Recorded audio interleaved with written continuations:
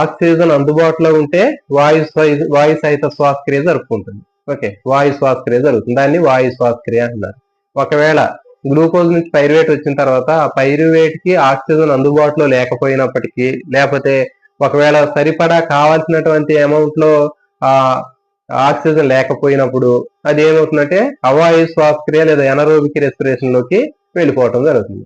కాబట్టి pyruvate enter into the aerobic respiration if the oxygen is available. Oxygen available గా ఉంటే pyruvate enter into the aerobic respiration.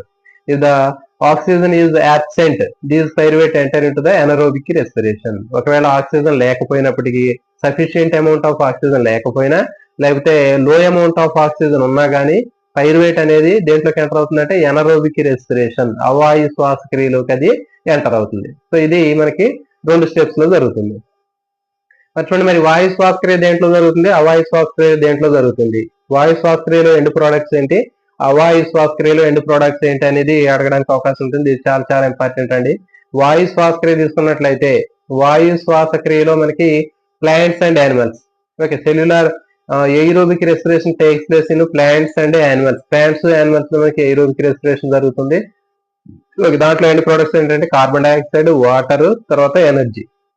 Okay, carbon dioxide, water, energy అనేది, శక్తి అనేది విడుదలవుతుంది. ఓకే, this energy is high amount of energy, ఎక్కువ మొత్తంలో energy విడుదలవుతుంది. గుర్తుపెట్టుకోండి, వాయు శ్వాసక్రియ లేదా వాయు సహిత శ్వాసక్రియలో విడుదలయ్యేటటువంటి శక్తి అనేది చాలా ఎక్కువగా ఉంటుంది.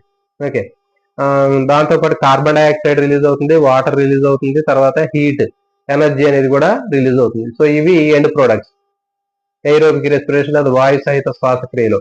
దేంట్లో జరుగుతుందంటే aerobic respiration takes place in plants and animals. మొక్కలు, జంతువుల్లో aerobic respiration జరుగుతుంది. If the oxygen is available, this pyruvate is enter into the aerobic respiration. Oxygen అందుబాటులో ఉన్నప్పుడు మనకి సెకండ్ స్టెప్ ఏదైతే ఉందో పైరువేట్ అనేది ఆక్సిజన్ అందుబాటులో ఉన్నప్పుడు వాయు శ్వాసక్రియ లేదా వాయు సహిత శ్వాసక్రియ లేదా ఎయిరోబిక్ రెస్పిరేషన్ లోకి ఎంటర్ అవుతుంది. ఓకే, అది end product. Next, if the oxygen is absent, ఈ పైరువేట్ వచ్చిన తర్వాత ఆక్సిజన్ అందుబాటులో లేదనుకోండి, అప్పుడు ఏమవుతుందంటే these pyruvate enter into the anaerobic respiration. Oxygen లేనప్పుడు పైరువేట్ అనేది ఆటోమేటిక్ గా అది అవాయు శ్వాసక్రియను జరుపుకోవడం జరుగుతుంది. Okay, so sufficient amount of oxygen లేకపోయినా, తర్వాత అడిక్వేట్ అమౌంట్ ఆఫ్ ఆక్సిజన్ లేకపోయినా, తర్వాత తక్కువ అమౌంట్ లో ఉన్నా కానీ అది ఎనరోబిక్ రెస్పిరేషన్ లోకి పార్టిసిపేట్ చేయడం జరుగుతుంది. మరి ఈ ఎనరోబిక్ రెస్పిరేషన్ అనేది ఎక్కువగా దేంట్లో జరుగుతుందంటే బ్యాక్టీరియాలో జరుగుతుంది, ఈస్ట్ లో జరుగుతుంది. గుర్తుపెట్టుకోండి, అవాయు శ్వాసక్రియ అనేది కొన్ని మైక్రో ఆర్గానిజమ్స్ అయినటువంటి బ్యాక్టీరియాలో జరుగుతుంది, ఈస్ట్ లో జరుగుతుంది. ఓకే, ఇవి గుర్తుపెట్టుకోవాలి. మరి బ్యాక్టీరియాలో వచ్చేటటువంటి ఎండ్ ప్రోడక్ట్ ఏంటి అంటే బ్యాక్టీరియాలో వచ్చేటటువంటి end product lactic acid. Okay, బ్యాక్టీరియాలో వచ్చే అంత్య పదార్థం ఏది అంటే లాక్టిక్ యాసిడ్ అంటారు. బ్యాక్టీరియా అని అడగొచ్చు, లేకపోతే లాక్టోబాసిల్లస్ అని కూడా అడగొచ్చు అండి. బ్యాక్టీరియా అని అడగొచ్చు, లేకపోతే లాక్టోబాసిల్ అనేది ఒక రకమైనటువంటి బ్యాక్టీరియా. సో కాబట్టి బ్యాక్టీరియా అని మెన్షన్ చేయొచ్చు, లేకపోతే లాక్టోబాసిల్లస్ అని కూడా మెన్షన్ చేయొచ్చు. బ్యాక్టీరియాలో ఎండ్ ప్రోడక్ట్ ఏంటంటే ఎనర్జీ రిలీజ్ అవుతుంది, తర్వాత దాంతో పాటు లాక్టిక్ యాసిడ్ అనేది విడుదలవుతుంది. గుర్తుపెట్టుకోండి, బ్యాక్టీరియా అనగానే మనకి లాక్టిక్ అనేటటువంటిది అక్కడ టీ అనేటటువంటి పదం వస్తుంది. గుర్తుపెట్టుకోండి, బ్యాక్టీరియా అది ఒక కోడ్ లాగా గుర్తుపెట్టుకోవచ్చు. బ్యాక్టీరియా అన్నప్పుడు మనకి అక్కడ స్ట్రెస్ అవుతుంది, టీ అనేటటువంటిది స్ట్రెస్ అయింది. లాక్టిక్ యాసిడ్ అనేటటువంటి దాంట్లో కూడా టీ అనేటటువంటిది స్ట్రెస్ అవుతుంది ప్రొనౌన్స్ చేసేటప్పుడు. సో కాబట్టి దాన్ని ఈజీగా మీరు గుర్తుపెట్టుకోండి, ఎందుకంటే కన్ఫ్యూజ్ అయ్యే అవకాశం ఉంటుంది. బ్యాక్టీరియాలో అవాయు శ్వాసక్రియ జరిగినప్పుడు విడుదలయ్యేటటువంటి అంత్య పదార్థం లేదా ఎండ్ ప్రోడక్ట్ ఏది అంటే లాక్టిక్ యాసిడ్, దాంతో పాటు ఎనర్జీ రిలీజ్ అవుతుంది. ఓకే, నెక్స్ట్ ఇంకొకటి రెండోది ఏంటి అంటే ఈస్ట్. ఓకే, ఈస్ట్ లో రిలీజ్ అయ్యేటటువంటి ఎండ్ ప్రోడక్ట్ ఏంటంటే ఇథనాల్.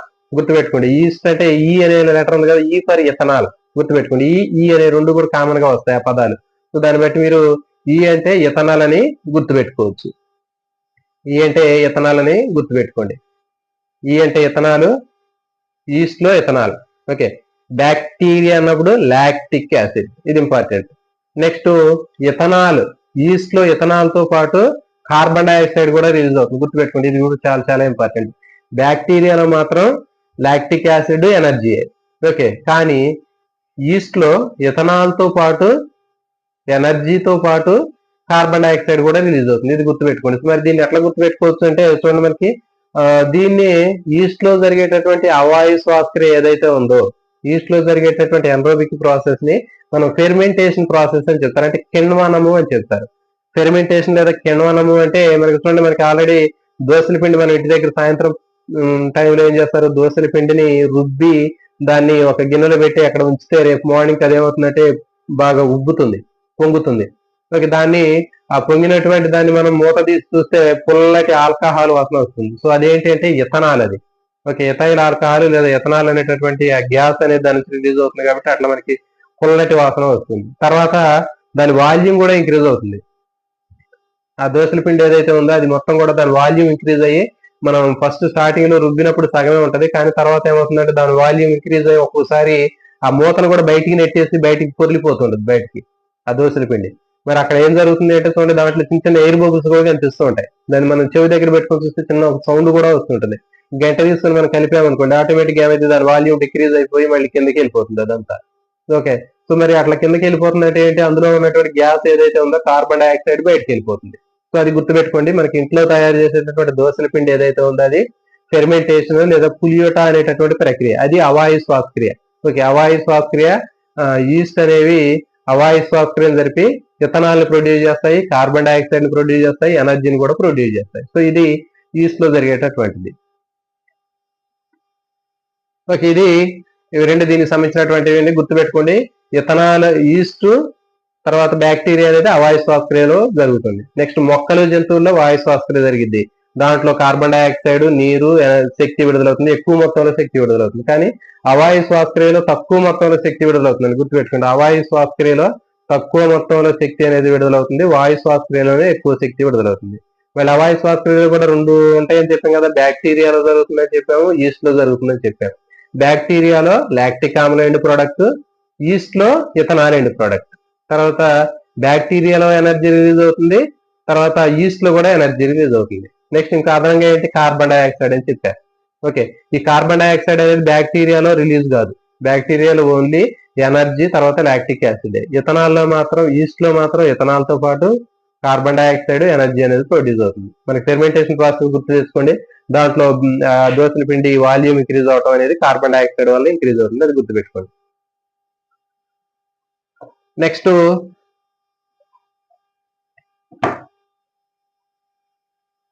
మనకి చూడండి, ఈ టెక్స్ట్ బుక్ లో ఒక బాక్స్ ఇవ్వడం జరిగింది. అంటే రెస్పిరేషన్ ప్రాసెస్ జరిగినప్పుడు మనకి ఇచ్చేటటువంటి మనం తీసుకునేటటువంటి ఇన్హాలిడ్ ఎయిర్ లో ఉండేటటువంటి ఎలిమెంట్స్ ఎట్లా ఉన్నాయి, ఎక్స్హాలిడ్ ఎయిర్ లో ఉండేటటువంటి ఎలిమెంట్స్ ఎట్లా ఉన్నాయి అని తీసుకున్నట్లయితే, ఇన్హాలిడ్ ఎయిర్ లో మనకి నైట్రోజన్ 78% ఉంటుంది. అంటే అట్మాస్ఫియర్ లో ఉన్నటువంటి ఎయిర్ మనకి రెస్పిరేటరీ సిస్టమ్ లోకి వెళ్తుంది కాబట్టి ఇన్హాలిడ్ ఎయిర్ లో నైట్రోజన్ అనేది 78% ఉంటుంది. ఓకే, 78% నైట్రోజన్ ఉంటుంది. తర్వాత ఎక్స్హాలిడ్ ఎయిర్ లో కూడా 78% నైట్రోజన్ ఉంటుంది. ఎందుకు ఉంటుంది అంటే దాని అమౌంట్ లో ఎలాంటి డిఫరెన్స్ ఉంటుందా, ఎందుకంటే మనకి నైట్రోజన్ అనేది రెస్పిరేషన్ లో యూజ్ అవట్లేదు కాబట్టి ఇన్హాలిడ్ ఎయిర్ లో లోపలికి పీల్చుకునేటటువంటి గాలిలో 78% నైట్రోజన్ ఉంటుంది, బయటకు వచ్చే ఎక్స్హాలిడ్ ఎయిర్ లో కూడా 78% నైట్రోజన్ ఉంటుంది. ఓకే, నెక్స్ట్ ఆక్సిజన్, మన ఇన్హాలిడ్ ఎయిర్ లో 21% ఉంటుందని చెప్పి, అంటే గాలిలో ఉండేటటువంటి ఆక్సిజన్ పర్సెంటేజ్ 21%. ఓకే, ఆ 21% ఉన్నటువంటి ఆక్సిజన్ ఏదైతే ఉందో అది ఇన్హాలిడ్ ఎయిర్ లో లోపలికి పోయిన తర్వాత మళ్ళీ బయటకు వచ్చేటటువంటి ఎక్స్హాలిడ్ ఎయిర్, ఓకే, నిశ్వాసంలో నుంచి బయటకు వచ్చేటటువంటి గాలిలో ఆక్సిజన్ పర్సెంటేజ్ అనేది ఎంత ఉంటుంది అంటే 16% ఉంటుంది. గుర్తుపెట్టుకోండి, ఇన్హాలిడ్ ఎయిర్ లో 21% ఉంటుంది, ఉచ్ఛ్వాసంలో మనం పీల్చుకునే గాలిలో ఆక్సిజన్ పర్సెంటేజ్ 21%. ఎక్స్హాలిడ్ ఎయిర్ లో బయటికి విడుదల చేసేటటువంటి గాలిలో ఆక్సిజన్ పర్సెంటేజ్ ఎంత ఉంటుందంటే 16%. Okay, next carbon dioxide. Carbon dioxide తీసుకుంటే ఇన్హాలిడ్ ఎయిర్ లో 0.03 లేకపోతే 0.04, రెండిట్లో ఏదైనా ఉండొచ్చు. ఇన్హాలిడ్ ఎయిర్ లో 0.03 లేకపోతే 0.04% అనేది ఉంటుంది. తర్వాత దాని నుంచి మనకి ఎక్స్హాలిడ్ ఎయిర్ లో 4.4 ఉంటుందండి. దీని వాల్యూమ్ అనేది ఇంక్రీజ్ అవుతుంది, ఎందుకంటే due to the cellular respiration the carbon dioxide is produced. Okay, మనకి కార్బన్ డైఆక్సైడ్ ఎక్కువగా ప్రొడ్యూస్ అవుతుంది, అంటే అట్మాస్ఫియర్ లో ఉండేటటువంటి గాలిలో carbon dioxide percentage 0.03. Okay, atmosphere లో ఉండే ఆక్సిజన్, అట్మాస్ఫియర్ లో ఉండే కార్బన్ డైఆక్సైడ్ సేమ్ మనకి ఇన్హాలిడ్ ఎయిర్ లో ఉంటాయి, కానీ బయటకు వచ్చే ఎక్స్హాలిడ్ ఎయిర్ లో మాత్రం మనకి ఆక్సిజన్ ఎంత ఉంటుంది అంటే 16% ఉంటుంది, అంటే 21% నుంచి రిడ్యూస్ అయ్యి 16% కి వస్తుంది. అదేవిధంగా కార్బన్ డైఆక్సైడ్ 0.03 0.04 నుంచి దాని వాల్యూమ్ అనేది ఇంక్రీజ్ అవుతుంది, అంటే 4.4 కి పెరుగుతుంది. అంటే ఆ 4.4 ఎక్కడి నుంచి వచ్చింది అంటే డ్యూ టు సెల్యులార్ రెస్పిరేషన్. మరి కార్బన్ ఆక్సిజన్ పర్సెంటేజ్ ఎందుకు తగ్గింది 21% నుంచి 16% కు అంటే అది కూడా due to the cellular respiration. అంటే కణ శ్వాసక్రియ జరిగినప్పుడు ఆక్సిజన్ ఉపయోగించుకుంటుంది కాబట్టి దాని వాల్యూమ్ తగ్గింది, ఓకే, దాని పర్సెంటేజ్ తగ్గింది.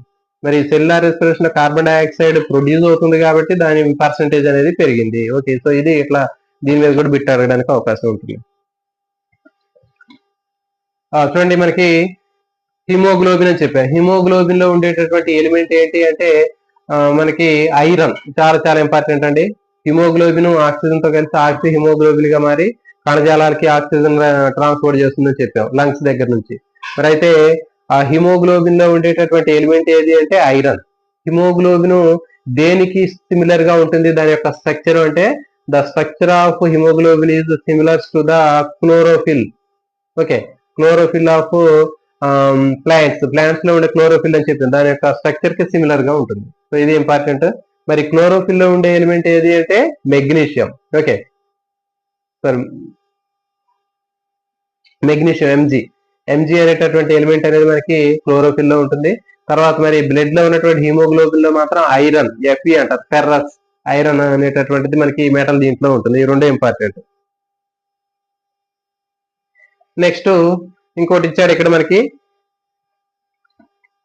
మౌంటైనర్స్ క్లైంబింగ్ చేసేటప్పుడు అంటే పర్వతాలు అవరోహణ చేసేటప్పుడు పర్వతాల మీదకి వెళ్ళేటప్పుడు mountaineers the carry the oxygen cylinders, వాళ్ళు ఆక్సిజన్ సిలిండర్స్ ని వాళ్ళు తీసుకెళ్తూ ఉంటారు. ఎందుకు తీసుకెళ్తారంటే మనకి చూడండి ఈ సీ లెవెల్ అంటారు, సముద్ర మట్టం లేదా మనం ఉండేటటువంటి దీన్ని సముద్ర మట్టం లేదా సీ లెవెల్ అంటారు. ఆ సీ లెవెల్లో మనకి 21% ఆక్సిజన్ అనేది ఉంటుంది, ఓకే. మరి 21% ఉన్నటువంటి ఆక్సిజన్ అనేది ఏమవుతుందంటే ఈ మౌంటైన్స్ మీదకి పోయినప్పుడు పైకి వెళ్ళేటప్పుడు the percentage of oxygen will be gradually decrease, తగ్గిపోతుంది. సుమారు మనకి తీసుకున్నట్లయితే ఐడి తీసుకుంటే చూడండి, ఫర్ ఎగ్జాంపుల్ ఇది మౌంటైన్ బేస్ అనుకుందాం, అంటే సీ లెవెల్ అని చెప్తాం. ఈ సీ లెవెల్ దగ్గర మనకి 21% ఆక్సిజన్ ఉంది.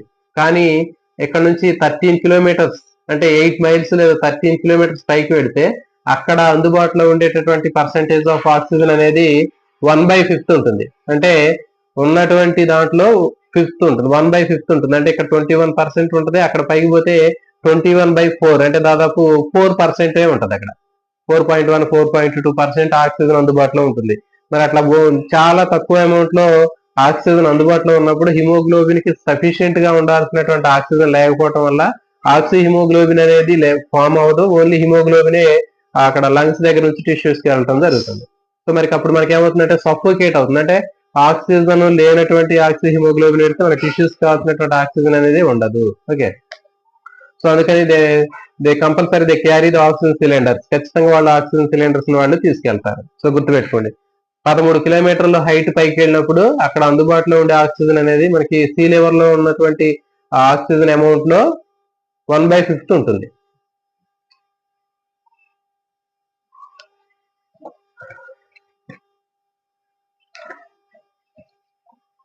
నెక్స్ట్ ఇంకోటి చూడండి, లాస్ట్ ఇంకో టాపిక్ ఒకటి ఉంది చూడండి, ఈస్ట్ అవాయు శ్వాసక్రియ, ఎనరోబిక్ రెస్పిరేషన్ ఇన్ ఈస్ట్. ఇది కూడా చాలా చాలా ఇంపార్టెంట్.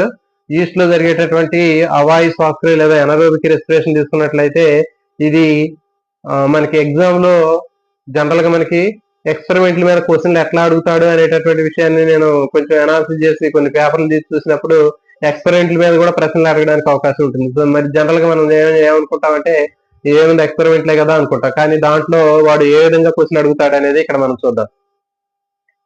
ఈస్ట్ లో అవాయు శ్వాసక్రియ అనేది ఎట్లా జరుగుతుంది ఏంటి అనేటటువంటి దాన్ని తీసుకున్నప్పుడు దీనికి ఫస్ట్ మనం చూడండి, దీంట్లో కొన్ని స్టెప్స్ అనేవి ఉంటాయి. ఈ స్టెప్స్ చాలా చాలా ఇంపార్టెంట్ అండి. ఒక సీక్వెన్స్ ప్రకారం ఆ స్టెప్స్ అనేవి ఆర్డర్ లోనే గుర్తుపెట్టుకోవాలి. ఎందుకంటే ఈస్ట్ అవాయు శ్వాసక్రియ గురించి చేసేటటువంటి ప్రయోగంలో సరైనటువంటి వరుస క్రమాన్ని గుర్తించండి అని అడుగుతాడు, ఓకే. సో ఖచ్చితంగా ఈ వరుస క్రమం అనేది చాలా చాలా ఇంపార్టెంట్. అంటే ఏ స్టెప్ తర్వాత ఏ స్టెప్ ఉంటుంది ఆ ఎక్స్పెరిమెంట్ అనేది చాలా ఇంపార్టెంట్. సో చూడండి, ఫస్ట్ మనకి ఏం చేస్తామంటే ఒక గ్లాస్ బాటిల్ తీసుకున్నామంటే ఫస్ట్ ఈస్ట్ అవాయు శ్వాసక్రియ జరిగినప్పుడు కార్బన్ డైఆక్సైడ్ హీట్ ప్రొడ్యూస్ అవుతుందని చెప్పేటటువంటి ఎక్స్పెరిమెంట్ ఇది, okay. Cellular anaerobic respiration takes place in the presence of east produce carbon dioxide and heat. Okay, east అనేది అవాయు శ్వాసక్రియ జరిగినప్పుడు మనకి ఉష్ణం వెలువడుతుంది, కార్బన్ డైఆక్సైడ్ వెలువడుతుంది అని చెప్పి. సో దాన్ని ప్రాక్టికల్ గా ఎట్లా ప్రూవ్ చేయాలి అనేటటువంటి దానికోసం ఈ ఎక్స్పెరిమెంట్ అనేది ఉంది. ఓకే, సో ఇది గుర్తుపెట్టుకోండి, అవాయు శ్వాసక్రియ ఈస్ట్ అనేటటువంటిది ఉంటుంది. దీని మీద ఖచ్చితంగా బిట్లు కూడా అడగడానికి అవకాశం ఉంది. సో మరి ఈ ఎక్స్పెరిమెంట్ కోసం మనం ఏం చేయాలి అంటే ఒక గ్లాస్ బాటిల్ తీసుకోవాలండి. ఫస్ట్ ఆ గ్లాస్ బాటిల్ తీసుకొని ఈ గ్లాస్ బాటిల్లో మనం ఏం చేయాలి అంటే ఫస్ట్ గ్లూకోజ్ సొల్యూషన్ ని బాయిల్ చేసి కూల్ చేసి వెంటనే దీంట్లో పోయాలి గ్లాస్ బాటిల్లో. ఓకే, ఇది first step. Okay, boil the glucose solution and cool immediately and take in the glass bottle. ఆ గ్లాస్ బాటిల్లో మనం ఫస్ట్ గ్లూకోజ్ సొల్యూషన్ ని బాయిల్ చేసి కూల్ చేసి దాన్ని వెంటనే దాంట్లో పోయాలి. మరి ఎందుకు బాయిల్ చేయాలి అని కూడా అడుగుతాడు. ఈస్ట్ అవాయు శ్వాసక్రియ ప్రయోగంలో గ్లూకోజ్ ని ఎందుకు వేడి చేయాలి? Okay, why should boil the glucose solution in yeast anaerobic experiment అని అంటాడు. సో దాంట్లో మరి ఎందుకు బాయిల్ చేయాలి అంటే మనం ఏం చెప్పాలి అంటే దానికి answer to remove the oxygen from the glucose solution. ఆ గ్లూకోజ్ సొల్యూషన్ లో ఉన్నటువంటి ఆక్సిజన్ ని రిమూవ్ చేయడానికి మనం అక్కడ బాయిల్ చేస్తాం. ఎందుకంటే ఒకవేళ మనం బాయిల్ చేయలేదు అనుకోండి, ఆ గ్లూకోజ్ సొల్యూషన్ లో ఆక్సిజన్ ఉంటే అది ఏమవుతుంది, ఎయిరోబిక్ రెస్పిరేషన్ అవుతుంది. సో కానీ మనం చేయాల్సింది ఏంటి అంటే ఇక్కడ ఎనరోబిక్ రెస్పిరేషన్ చేస్తున్నాం కాబట్టి మనం తీసుకునే గ్లూకోజ్ సొల్యూషన్ లో ఆక్సిజన్ లేకుండా చేయాలి ఎక్స్పెరిమెంట్. ఓకే, సో అందుకని చెప్పి దీన్ని గ్లూకోజ్ సొల్యూషన్ ని బాయిల్ చేయాలి. సో ఇది ఫస్ట్ గ్లూకోజ్ సొల్యూషన్ బాయిల్ చేసి కూల్ చేసి వెంటనే దాంట్లో మనం గ్లాస్ బాటిల్లో పోయాలి. సో ఇది first step. Next second step ఏం చేయాలంటే we add 2-3 drops of Janus green B solution or diazine solution. Janus green B solution లేదా డయాజిన్ రెండిట్లో ఏదైనా కావచ్చు. రెండింటిని మనకు ఒక 2-3 డ్రాప్స్ దాంట్లో యాడ్ చేస్తాం. ఎందుకు యాడ్ చేస్తాము అంటే ఇది కూడా చాలా చాలా ఇంపార్టెంట్.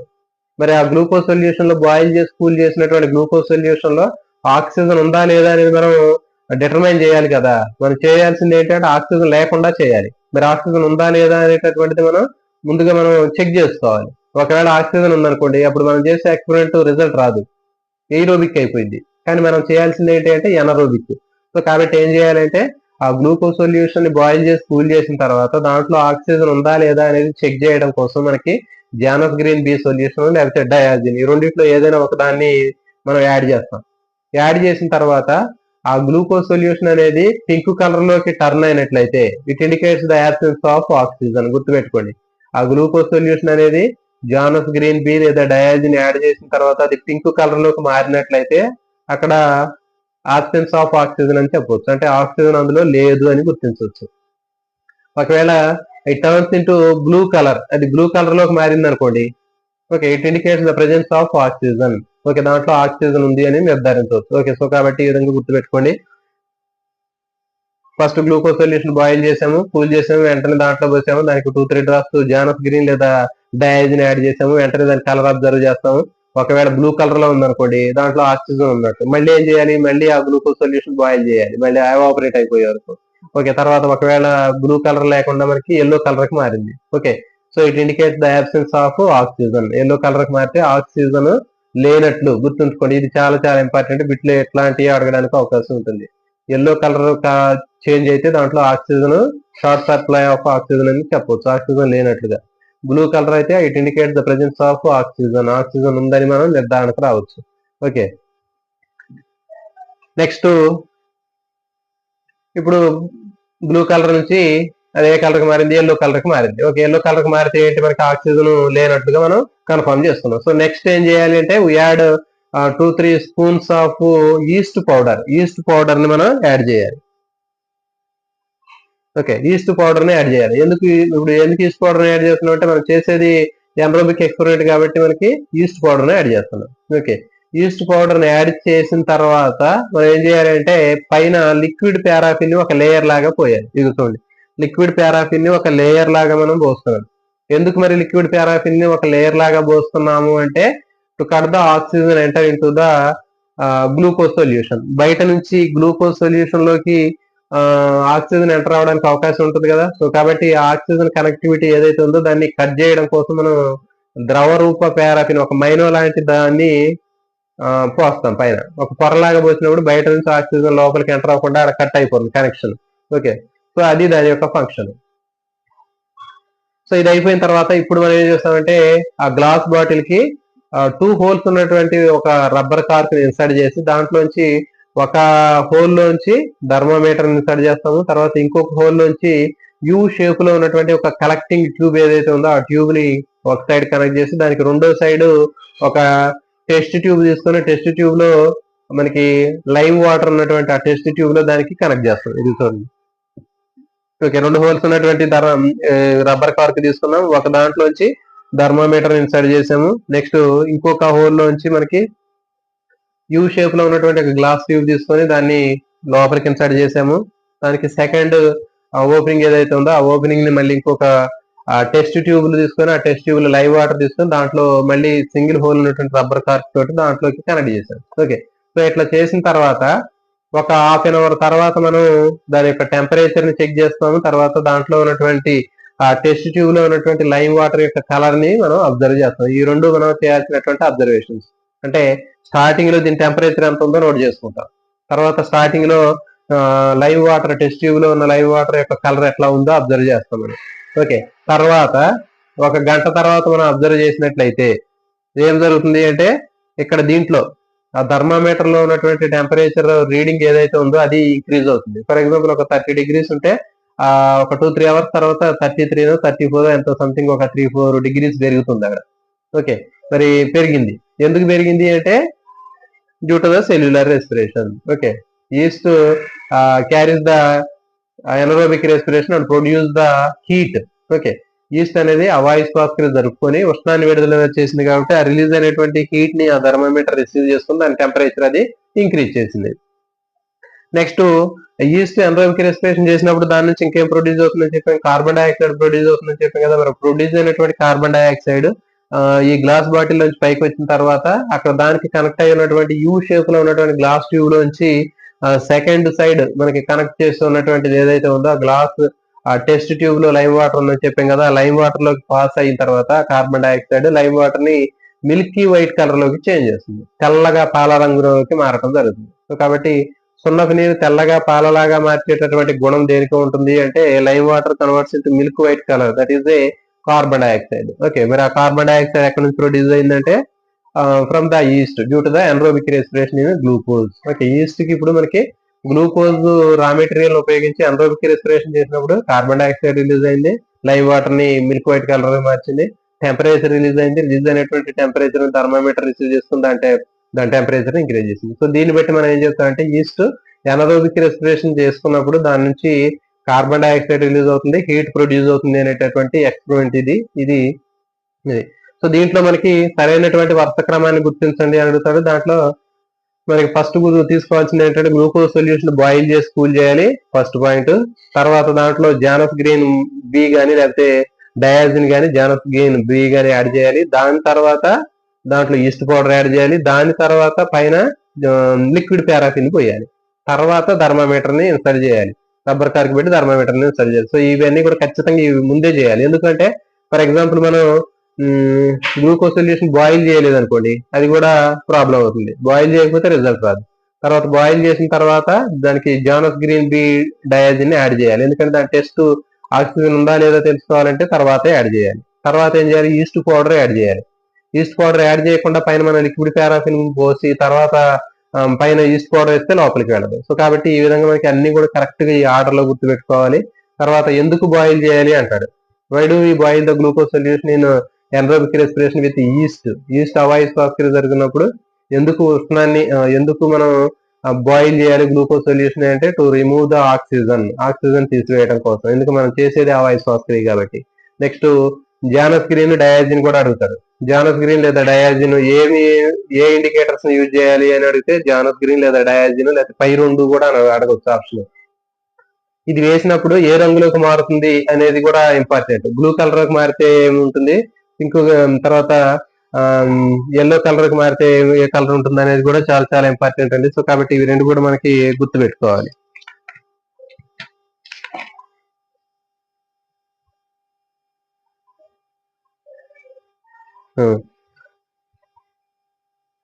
పింక్ కలర్ అండి.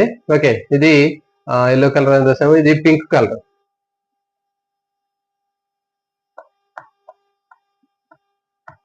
ఓకే, బ్లూ కలర్ లో ఉంటే ఆక్సిజన్, ప్రజెన్స్ ఆఫ్ ఆక్సిజన్ అని గుర్తుపెట్టండి. అంటే ఆక్సిజన్ ఉంటే అది బ్లూ కలర్ లో మారుతుంది. తర్వాత అది పింక్ కలర్ కి మారినట్లయితే, అంటే గులాబీ రంగులోకి మారినట్లయితే దాంట్లో ఆక్సిజన్ లేనట్లుగా మనం గుర్తించుకోవచ్చు. సో కాబట్టి ఇది గుర్తుపెట్టుకోండి. గ్లూకోజ్ అనేది, ఆ సొల్యూషన్ అనేది బ్లూ కలర్ లో ఉన్నట్లయితే, అంటే జానస్ గ్రీన్ బి లేదా డయాజిన్ యాడ్ చేసినప్పుడు బ్లూ కలర్ లో ఉంటే oxygen, it is indicates the presence of oxygen. అట్లా కాకుండా it turns into pink colour, గులాబీ రంగులోకి మారినట్లయితే it indicates the absence of oxygen, oxygen లేనట్లుగా మనం గుర్తించవచ్చు. గుర్తుపెట్టుకోండి, నీలి రంగు లేదా బ్లూ కలర్, తర్వాత ఇంకోటి పింక్ కలర్, ఓకే, గులాబీ రంగు, ఇవి రెండు ఇంపార్టెంట్. తర్వాత లిక్విడ్ పారాఫిన్ ఎందుకు మనం యాడ్ చేయాలి? Why do we add the liquid paraffin on the surface of the glucose solution in entropic respiration అన్నప్పుడు to cut the oxygen enter into the glucose solution. Glucose solution లోకి oxygen enter అవ్వకుండా cut చేయడం కోసం మనం దీంట్లో పైన ఏం చేస్తున్నాం, గ్లూకోజ్ సొల్యూషన్ పైన లిక్విడ్ పారాఫిన్ పోస్తున్నాం. ఓకే, సో ఇది దీనికి సంబంధించినటువంటి ఎక్స్పెరిమెంట్ అండి. సో ఇంకొక చిన్న టాపిక్ ఉంది, అది ఏంటి అంటే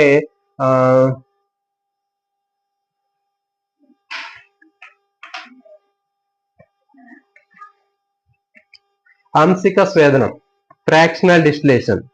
క్షుణన ప్రక్రియలో మనకి ఫ్రాక్షనల్ డిస్టిలేషన్ అనేది ఉంది. అంటే ఏంటి చూడండి, మనకి ఫ్రాక్షనల్ డిస్టిలేషన్ లో మనకి కిణ్వన ప్రక్రియలో జనరల్ గా మనకి ఏంటంటే చక్కెర ద్రావణాన్ని తీసుకొని దానికి ఈస్ట్ ని యాడ్ చేసినప్పుడు అవాయిస్ ప్రక్రియ జరిగినప్పుడు దాంట్లో ఇథనాల్ ప్రొడ్యూస్ అవుతుంది. మరి ప్రొడ్యూస్ అయినటువంటి ఇథనాల్ ని ఏ విధంగా దాన్ని సపరేట్ చేస్తారు?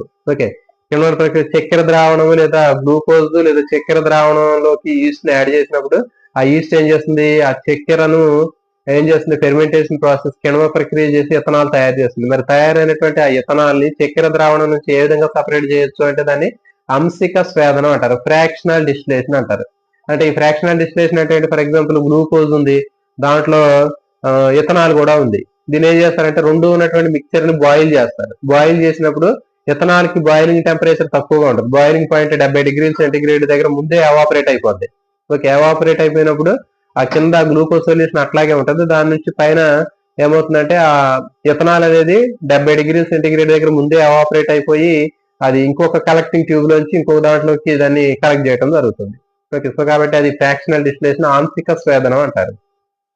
చక్కెర ద్రావణం నుంచి ఇథనాల్ని ఏ విధంగా వేరు చేస్తారు అని అడుగుతాడు, దాన్ని ఆంశిక స్వేదనం లేకపోతే ఫ్రాక్షనల్ డిస్టిలేషన్ అంటారు. దానికి టెంపరేచర్ ఎంత అంటే 70 డిగ్రీల సెంటిగ్రేడ్ దగ్గర మనకి ఇథనాల్ అనేది మరిగే స్థానం ఉంటుంది, బాయిలింగ్ పాయింట్. ఓకే, ఇది దీనికి సంబంధించిందండి. నెక్స్ట్ క్లాస్ లో మిగిలినటువంటి రిమైనింగ్ పార్ట్ గురించి చూద్దాం. ఎవరైనా ఛానల్ ని కొత్తగా చూస్తుంటే ఛానల్ ని మీ ఛానల్ సబ్స్క్రైబ్ చేయండి, అదేవిధంగా మీ ఫ్రెండ్స్ కూడా షేర్ చేయండి. చాలా మంది మరి మనం లైవ్ చేస్తున్నాం కానీ చాలా మంది మిత్రులు కనెక్ట్ అవ్వటం లేదు. మరి ఎందుకంటే మరి ఇవన్నీ కూడా చాలా చాలా ఇంపార్టెంట్. ఓకే, ఎనీహౌ, ఓకే అండి, మళ్ళీ నెక్స్ట్ క్లాస్ లో మళ్ళీ కలుద్దాం.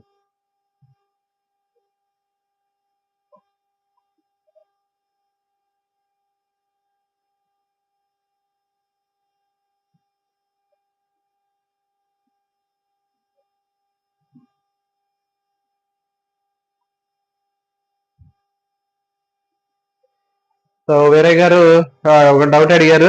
సో ఇక డౌట్ ఏంటంటే అదే చెప్పాం కదా, నేను మర్చిపోయి పింక్ అని ఎల్లో అని రాశాను. బ్లూ కలర్ ఇండికేట్స్, గుర్తుపెట్టుకోండి, blue colour indicates the presence of oxygen. Okay, glucose solution లో మనకి జానస్ గ్రీన్ లేదా డయాజిన్ యాడ్ చేసినప్పుడు అది బ్లూ కలర్ లో ఉన్నట్లయితే ఆక్సిజన్ ఉన్నట్లు. ఓకే, ఆక్సిజన్ ఉన్నట్లు. అప్పుడు మళ్ళీ ఏం చేయాలంటే మళ్ళీ ఆ గ్లూకోజ్ సొల్యూషన్ మళ్ళీ బాయిల్ చేయాలి. ఓకే, అట్లా కాకుండా ఆ గ్లూకోజ్ అనేది పింక్ కలర్ కి మారినట్లయితే, గులాబీ రంగులోకి మారితే దాంట్లో ఆక్సిజన్ లేనట్లు. కాబట్టి ఇప్పుడు మనకి ఆక్సిజన్ లేకపోతే మనకు కావాల్సినటువంటి ఎక్స్పెరిమెంట్ ఆక్సిజన్ లేకుండా చేయటమే కదా చేసేది. సో కాబట్టి pink colour indicate the absence of oxygen, oxygen లేకపోవడాన్ని మనకి అక్కడ పింక్ కలర్ లో చూసిస్తుంది. ఓకే,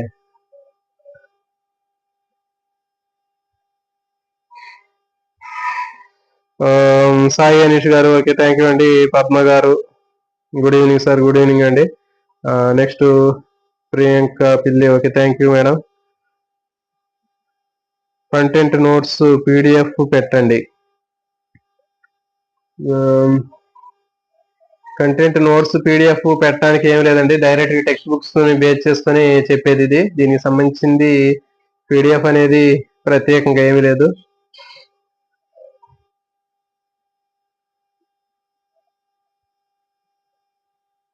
పద్మ గారు 4.444 సార్,